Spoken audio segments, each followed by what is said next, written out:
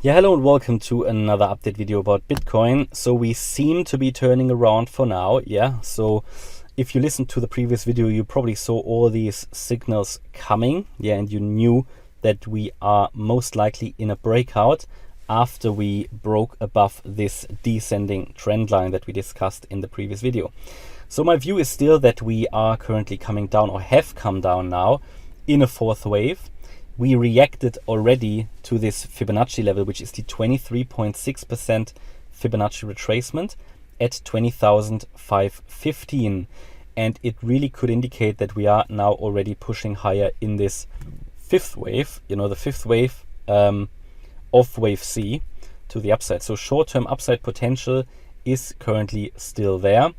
And we have broken above the descending trend line. We hit the support level. Yeah, we hit the target. Didn't get very deep into it, but we hit the target.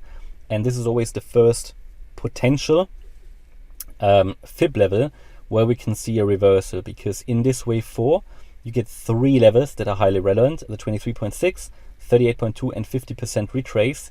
And at any one of them we need to be ready for a potential reversal.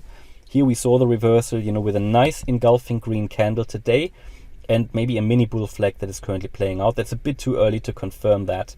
But the point is that this could be a mini 1-2 setup. So a 1, 2, 3, now maybe the 4. And I would like to see one more leg up in a wave 5, maybe to around 20.9k, that previous resistance, where we could then be more certain that, yeah, the uptrend is continuing, because at the moment this looks like a 3-wave structure. Would like to have one more small leg up, then a retracement where it makes a higher low, and then we could continue up. So this might become a mini wave 1 of 5. Then there will be a mini wave 2 of 5 and a wave 3 of 5, and that can then take us into higher realms and would probably allow us to break above that previous high at 21k. So ultimately, the confirmation that we are continuing this uptrend, we will not really have that until we take out the previous highs here at, well, it's actually here, the $21,080 level, right? That previous high of the wave 3 in green. As long as we don't take that out, the downside pressure is still there. So this could become also, and this is what we don't know yet, that's why I'm saying we really need to take that out, because this could just become a so-called triple top. We already created here a double top.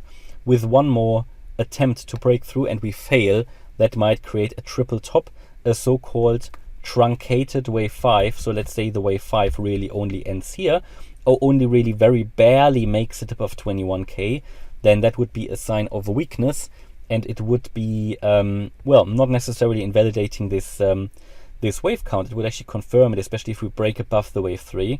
But the point that I try to make here is that it would still be a sign of weakness if we bounce off that level and make, create something like a triple top.